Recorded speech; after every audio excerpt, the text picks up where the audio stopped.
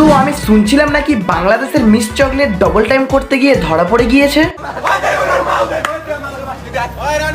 আবার এটাও শুনছিলাম নাকি লিঙ্ক ভাইরাল হয়েছে। আসলে যারা জানো না ডবল টাইমিং মানে কি, তো আসলে ডবল টাইমিং মানে হচ্ছে একবার এ দুধের বাটিতে মুখ দেওয়া, একবার ও দুধের মাটিতে মুখ দেওয়া। সোজা কথায় বুঝে নাও একটা ফোনে দুটো সিম।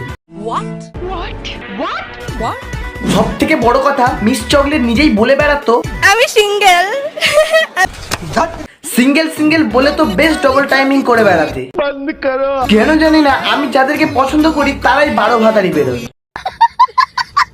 কেন বুঝতে পারি না, আমি 12 ভাতারিদেরকে পছন্দ করি নাকি আমি পছন্দ যাকে করি সেই 12 ভাতারি হয়ে যায়।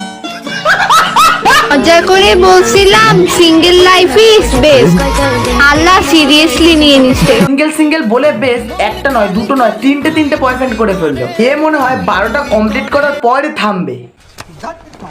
কিউট কিউট দেখতে মেয়েদের কথাই কিন্তু একদম বিশ্বাস করবে না, না হলে কিন্তু রাস্তায় এরকম চড় খেতে হবে।